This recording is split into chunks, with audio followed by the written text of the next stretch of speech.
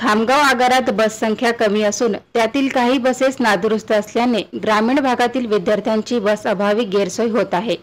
त्यामुळे विद्यार्थ्यांचे शैक्षणिक नुकसान होत आहे। तर खामगाव बसस्थानकातून ढोरपगावसाठी सुटणारी बस फेरी नियमित येत नाही।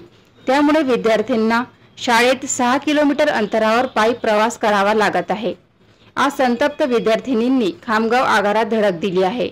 बस फेरी वेळेवर सोडण्यात यावी व कोकरे विद्यालय ते ढोरपगावपर्यंत बस नेण्यात यावी अशी मागणी तालुक्यातील ढोरपगाव, काडेगाव, पिरांजा येथील विद्यार्थिनींनी आगार प्रमुखांना केली आहे।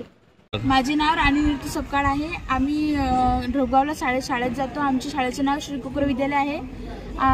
आमची सकाळची बस वडजी भेंडीला जाते आणि आम्हाला शाळेपर्यंत सोडून देत नाही। आम्हाला बस स्टँडपर्यंत सोडून देते। आमची बस स्टँडपर्यंतची शाळा 1-2 किलोमीटर आहे। तिथून आम्हाला तिथून पायी जाणं पडते। संध्याकाळची बस येत नाही। आम्हाला 6 किलोमीटर पायी जाणं पडते। याच्या आधी बस येत होती का? हां, येत होती आणि शाळेपर्यंत जात होती।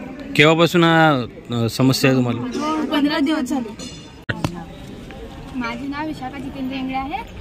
मी भालेगावची राहणारी आहे। मी ढोरपगावला अपडाऊन करते। माझ्या शाळेचे नाव श्री कोकरे विद्यालय आहे। आमच्या पाठवर भालेगाव ते श्री कोकरे विद्यालयापर्यंतचा प्रवास आहे लिहिलेला, पण आम्हाला ते ढोरपगावपर्यंत सोडून देते आणि कंडक्टर आम्हाला बोलतात की तुम्हाला क्लास बंद करतो, असं तसं धमकी देत राहतात आम्हाला।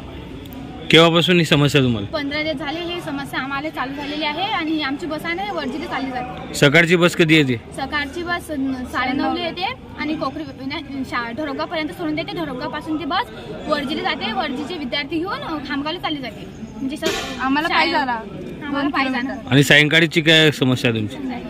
संध्याकाळी येतच नाही बस। म्हणजे 5चा टाइम आहे, पण ते 7 ला येते आणि म्हणजे आम्ही 6 किलोमीटर मग पायदल येतो।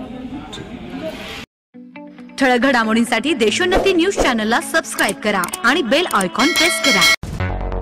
मुंबई, पुणे, नागपूर, मराठवाडा असो का विदर्भ, राजकीय, सामाजिक, शैक्षणिक क्षेत्र असो का क्रीडा, सर्वच घडामोडीचे विश्लेषण पाहायला विसरू नका। फक्त देशोन्नती न्यूजवर।